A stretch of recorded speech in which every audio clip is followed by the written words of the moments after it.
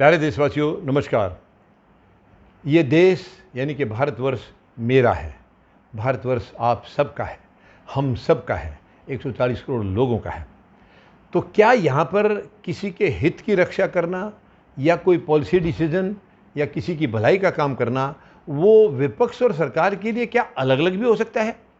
यानी कितने दुख की बात है, एक आदमी आज विपक्ष में है और जो सरकार में है उसके किसी भी फैसले का वो विरोध करता है। जैसे कि महंगाई का ही आप लगा लीजिए, महंगाई है तो वो उसका विरोध करता है, लेकिन कल वो अगर सरकार में आता है तो आज जो महंगाई थी उससे कई गुना ज़्यादा महंगाई हो जाती है। तब वो निश्चिंत है, तब वो 9 हाथ की तान के सोता है, तब उसको चिंता नहीं है। क्यों?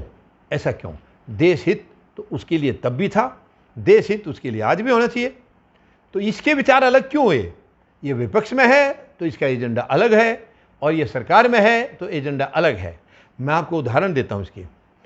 जब बीजेपी वाले अपोजिशन में थे और यहाँ पर दूसरी सरकार थी, तो यहाँ मैं देखिए, पेट्रोल डीजल तो महंगाई का मामला हमेशा ही रहता है, लेकिन उस टाइम इतनी बुरी हालत नहीं थी, इतनी बुरी हालत नहीं थी पेट्रोल डीजल की।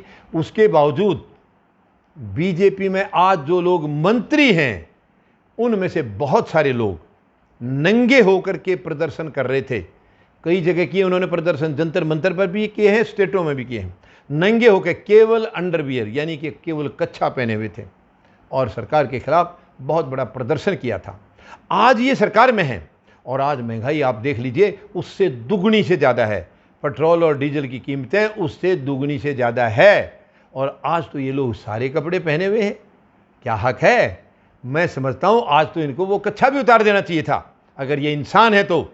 अगर ये देश के हित में है, देशवासियों के हित में है, तो जब ये 50-60 का पेट्रोल और डीजल था तो इन्होंने केवल कच्छा रखा, बाकी सब कपड़े उतार दिए और आज वो सेंचुरी बना चुका है तो आज तो इनको कच्छा भी पहनने का अधिकार नहीं था।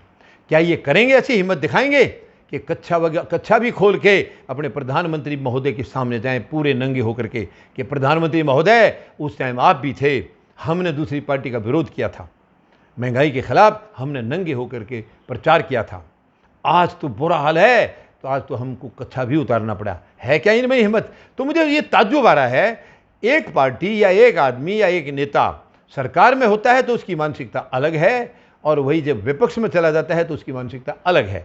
सब कुछ भूल जाते हैं, एजेंडा अलग हो जाता है, वो मकसद ही अलग हो जाता है। ये बहुत दुख की बात है। अरे आदमी चाहे विपक्ष में रहे या सरकार में रहे, देश तो वही है, भारतवर्ष तो वही है, भारत की जनता तो वही है। आपने उनके हितों की रक्षा करनी है। आप विपक्ष में हैं तो आपको यह देखना है कि सरकार हितों की रक्षा कर रही है या नहीं कर रही है।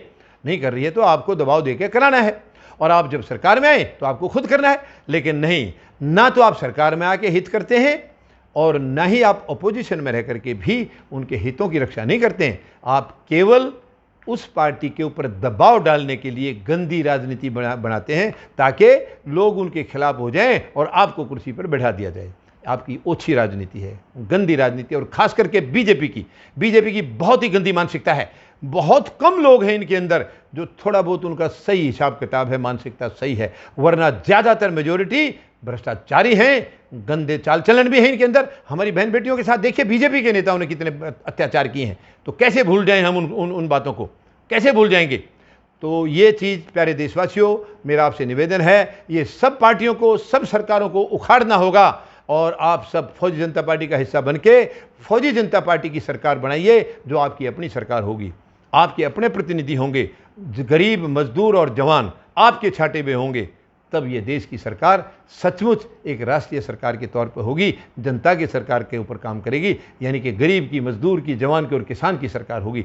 तभी भारतवर्ष तरक्की करेगा, तभी हम लोग विश्व शक्ति बन सकेंगे, तभी भारत विश्व गुरु बन सकेगा। तो आइए इस मुहिम में शामिल होकर के और हम अपने देश को आगे बढ़ाएं, देश का मान सम्मान बढ़ाएं। धन्यवाद।